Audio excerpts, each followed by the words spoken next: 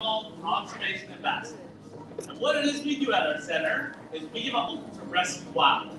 Either animals that have been injured somehow and can't be sent free back out to the wild. Those animals are sent to us at our center. Or other times we have a big problem, especially here in the United States. We have a problem with people trying to make pets of wild animals. That never has worked. It's also against the law. Those animals are taken away and sent to our center as well.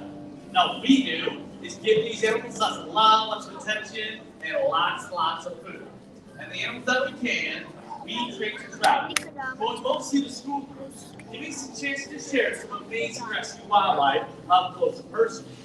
Now, we've been partnering with SeaWorld for the last 25 years, and we've gotten to witness some of the amazing rescue work that SeaWorld's done. And since SeaWorld first opened their gates, they have rescued and released over 40,000 animals. That definitely deserves a round of applause. Yeah, that's incredible. They're some of the best at what they do. When SeaWorld asked us to come share some of our wildlife with you, we were super excited to do so. And we came all the way out from California to share some of our furry friends. And we're actually going to start with one of our local ones. Hello everybody. This is Poppy, a Virginia opossum. Now, these were Richard's East Coast animal, but they were spread across the United States by the railroad tracks that they built. And they actually brought him here from state to state as a food source. But we got Poppy because one day a lady was driving home at night and she saw a cute little fur ball run across the road. She tried her best to stop, but she accidentally hit that fur ball. However, so she pulls over, but how she was smart, she saw the kid, opossum. And she remembered reading somewhere that opossums were marsupials. And marsupials an animal with a pouch. What do they keep in that pouch? Their babies, right on the money. They keep their babies. So she opened up that pouch bravely and she saw there were 5 baby opossums sitting in that pouch. So she went down low, she swooped them on up, and she sent them to the nearest rehab center, where they had the best chance of surviving and making it back out into the wild. Now, all of them are doing great. They're all thriving, eating, foraging for food, getting stronger, climbing, even staying away from people, except for our little dude here, Poppy, who they found out was almost completely blind. I know. So unfortunately, he was unable to be released back into the wild with his siblings. But, however, he found a home here with us, so we can do these wonderful shows with you guys, our little movie star. Now, Poppy here is only 2 years old. And this might seem a little crazy, but in the wild, opossums only live 3 to 4 years. But here's the crazy thing. In those 3 to 4 years, mama opossums will have up to 50 children. Yeah, I don't think I want to make it much past 3 years myself. Now, one of the things you don't know about little Poppy here, or maybe you do, is at nighttime you might see him in your backyard. He's actually helping you and your family out. What he's doing is he eats a very crazy cool diet, and that diet is very beneficial. What he does is he eats carrion. So he eats all types of mice that may be rotting, things like that that cause bacteria, diseases, and he'll come and pull them out of your yard for you so your pets don't get it. The big thing he does is his favorite thing are ticks. And he'll eat up to 5,000 ticks in one season. Yeah, he eats 5,000 ticks in one season, and ticks are the biggest carrier for Lyme disease. So he's keeping you, yourself, your kids, maybe your dogs, your animals, all safe from getting that Lyme disease. Now, this is Poppy here, North America's only marsupial.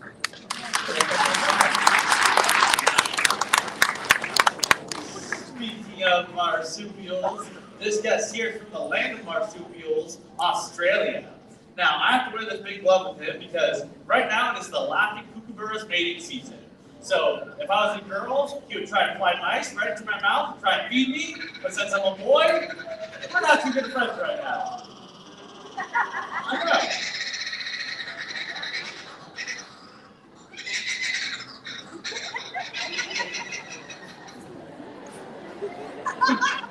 That was pretty cool. Now, he is truly famous for that voice of his. See, they use that call in the background of every single movie that's ever had a jungle scene ever. It doesn't matter if they're showing an African, a South American, or an Asian jungle. They use this little bird's voice, even though he's from the exact opposite climate. He's from the grasslands of Australia, but they use his call because it does sound like it comes from the jungle. You guys want to hear it again? Are you ready, buddy?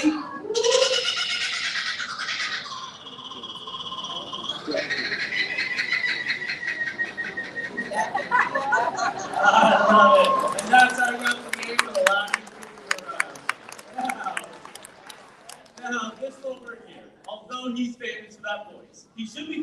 something else as well. Because he's actually the largest member of the kingfisher family, but he doesn't hunt fish. Instead, he hunts mice, lizards, and snakes in the grasslands of Australia. I've even seen videos of these birds hunting snakes as long as 6 feet.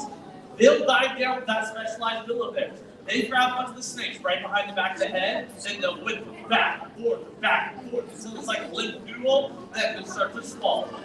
Slowly swallowing and digesting that snake over 3 days, while the rest of it hangs out the corner of his mouth. Sounds weird, works very well for the kookaburra though. Now, somebody here in the US fell in love with these birds, and they found a way to purchase one online and brought it into their home. Only this person lived in an apartment complex. And see, kookaburra.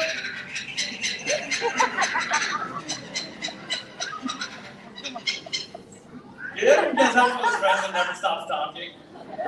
If you don't, you're probably that friend. Now, the kookaburra is actually known as the outback alarm clock because every single morning they let out that call of theirs. The neighbors were not such a big fan, which is why he's with us at our center. Anyways, that's little Giggles, our laughing kookaburra.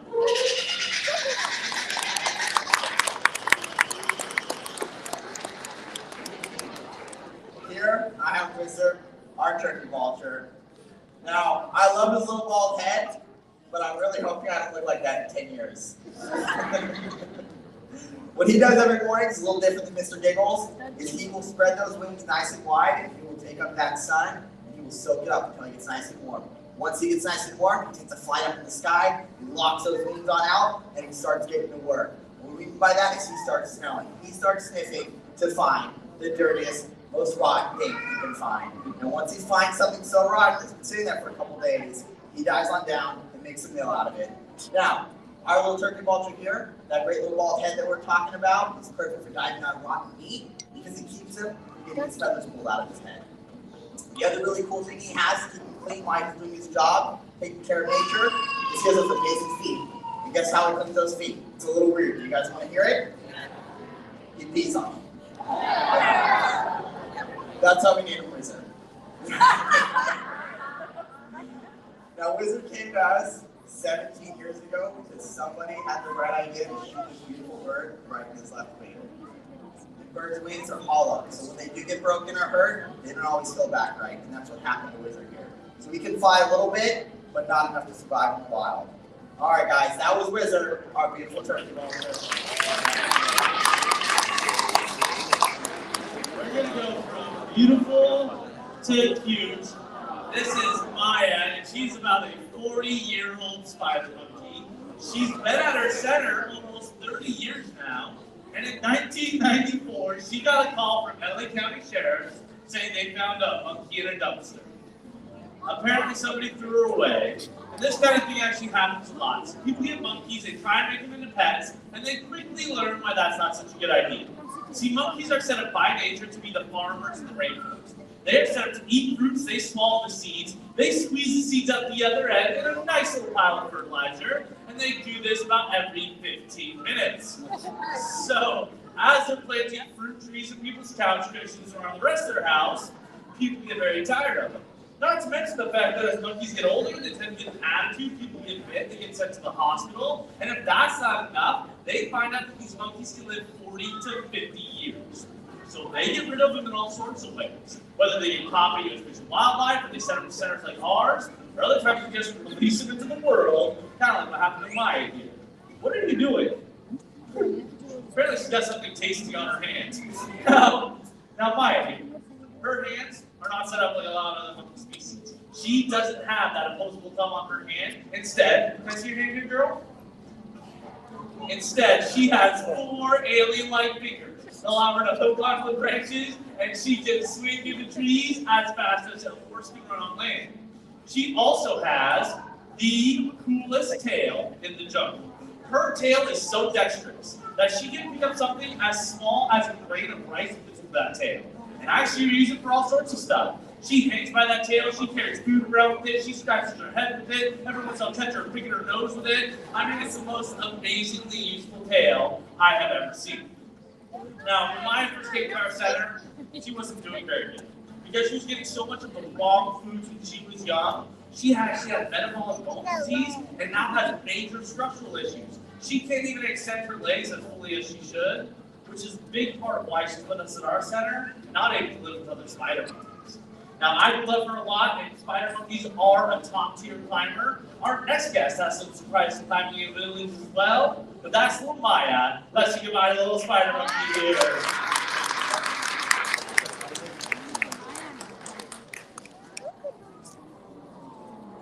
Aw, that's what everyone says when they see me. I'm just kidding. This is Disco here, and he is our gray fox.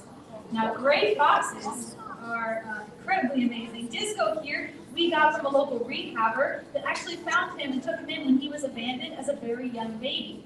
Now, they had intended to raise him for re-release, but the rehabber that got assigned to him did all the wrong things. She loved him, she cuddled him, she even let him play with her dogs and her kids. So when she took him back to the rehab center for release, they instantly realized that she had ruined him. He had lost his natural healthy fear of people and would not be able to survive in the wild. So instead, 12 years ago, they called us and we took him in. He's been helping us do educational programs ever since. Now, little Disco here is about 13 years old. And in the wild, gray foxes live to about 8 or 9. So this little guy is actually a senior citizen. That's why we brought him to Florida. Now, gray foxes are incredible creatures. They can climb up trees with ease using their cat-like movements, and they are excellent hunters and foragers and scavengers, eating anything from mice, carrion, berries, and grasses. But for a while, their numbers were declining due to overhunting for their beautiful fur. Plus, they face another problem as well, an invasive species. I know Florida knows all about invasive species. This one was a red fox. Red foxes have taken over the gray fox's habitat. They've been overusing their food sources. But luckily, in recent years, gray foxes have steadily been making a comeback, which I think is great to see. Now, little Disco here may look pretty cute, but he's actually very stinky. Gray foxes have a very strong musky odor. Some lucky people in the front row could probably even smell it. It's not me, and my co-hosts swear it isn't him, so it's probably Disco here. But even though he's stinky, we still love him. Now, our next animal used to be a challenge animal. We would bring her out for audiences to try and guess and see what she was. But in recent years, we've been losing this challenge. She's about to come on out, but let's give it up for little Disco here, the gray fox.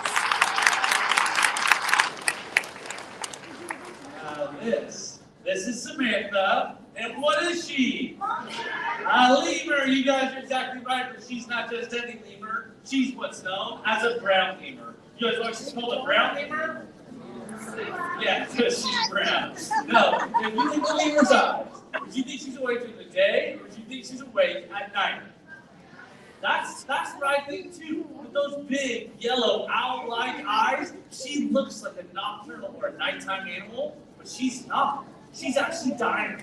She gets up in the mornings, and the first thing that she does is she greets every member of her lemur family. And help one lemur says hello to another lemur. Well, would you guys like to see? Yeah. Or you want to see? It's kind of weird. All right, I'm going to make it sound like a pig. She's going to answer me back. Then she's going to do something rather strange. Yes, sure, you want to see this? Yeah. All right, the things I do for an audience. Ready, Samantha?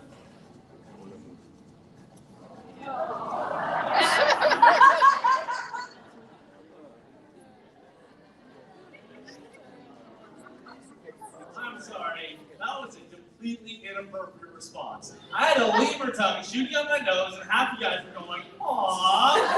I'll tell you what, if you think it's so cute, how about you turn to the person next to you and say hello like a, don't do this. I got in big trouble with a preschool group because I couldn't get them to stop. Now the lemurs, they get up, they greet their whole family unit, then they go off looking for food. Now for her, she doesn't want to use the ground. Where she lives, there are fossa, a jungle cat-like creature that loves seeing lemurs. There's also crocodiles by the water's edge. So when she gets around, she uses the trees. And how she gets from one tree to the next, guess what she does? She jumps. They're even called leaping lemurs. Amazing, amazing jumping ability. Ready, Samantha? How's that? Let's do a real jump. Come here, girl. Oh, she's peeing. We're going to take a brief intermission. Are we done? likes an audience. All right, let's show them a big jump curve. Oh, she's cheating. No cheating, big jump. Yeah, big jump. I'm close enough, big jump. No, I'm close enough, big jump. Whoa. No, do not clap for that. That for her was barely a hop. But Samantha here is over 30 years old. She's a very, very old lemur. So I don't ask her to do super far jumps anymore. But when she was younger, she could jump from my shoulder, and she could lay on the table all the way over there. And as she jumps through the air, she uses this big, beautiful, long tail of hers to keep her balance as she would be bounding through the canopies of Madagascar. Now, Samantha, though, her story is she was found in a man's home in Palmdale, California. Somebody had decided it would be okay to take a lemur, an endangered species, and keep her in a cage in their home. Now, does that sound fair to her? I love this girl a lot, but I'm just roaming the canopies of Madagascar. Looking on the lemur's nose that is where she truly belongs. Now, there are over 105 different species of lemurs. All of them have two things in common. They are only found in Madagascar, nowhere else on our planet, and every single species of lemur is endangered in the wild. If we don't do something fairly quickly, we could actually lose these beautiful creatures during our lifetime. Now, lemurs do something else about it. They keep this nice fur of theirs soft and clean by using their teeth. Their 4 front teeth on the bottom jaw stay straight out, forming what's called a tooth comb or a dental comb. They break that comb through their fur, keeping their fur in perfect shape. That way they can spend as little time on the ground as possible. Anyways, that's little Samantha. Let's say goodbye to the brown interview.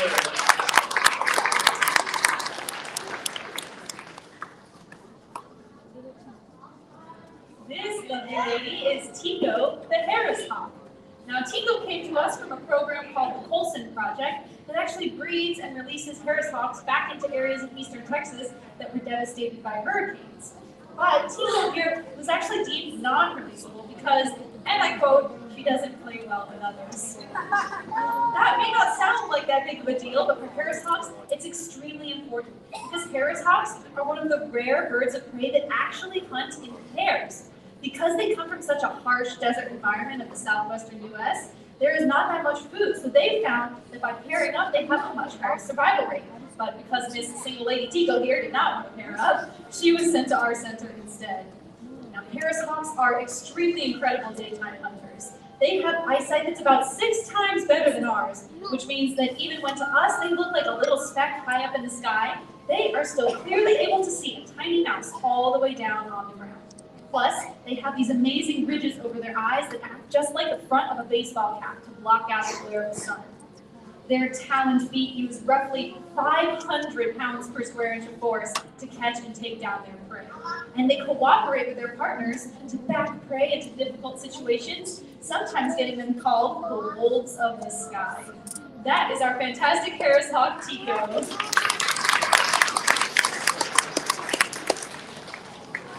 Now, because we get to work with all these amazing animals, people tend to ask us this one question. They always say, what is your favorite animal? You guys know what my favorite animal is? It's none of these guys. We love the wildlife, that's why we do what we do. But my favorite animal, without question, without a doubt, is my little wiener dog Basil. I trust him, he trusts me, we never bite each other. I know he wants to be with me. You have to know the wild animals much rather be in nature where they truly belong. Now, animals around our world are suffering due to climate change as well as deforestation. Take monkeys, for example. 90% of the world's monkey species are highly endangered. 90% of the world's monkey species are disappearing from our planet. If we don't change some things very quickly, we could lose some of our most beloved animals on this planet. Now, I'll attend each show with just a few easy things. Some easy things that you guys can do to help keep our wild animals safe. Things like reducing single-use plastics and recycling, or even picking up garbage and keeping our environments clean. Or if you find a sick or injured animal in the wild, get it to a wildlife rescue center. There are literally thousands of places set up for giving animals the proper care they need to hopefully get them back out to the wild. Anyways, thank you so much for coming and listening to our rescue tales. Enjoy the rest of your day here at SeaWorld, everybody. Have a good night.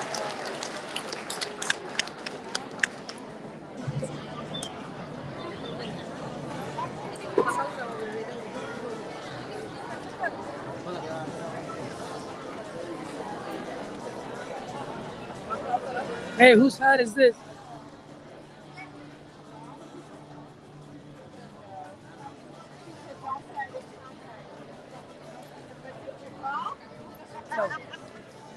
It's Key West, bro. It's this. That isn't yours? Tape and everything.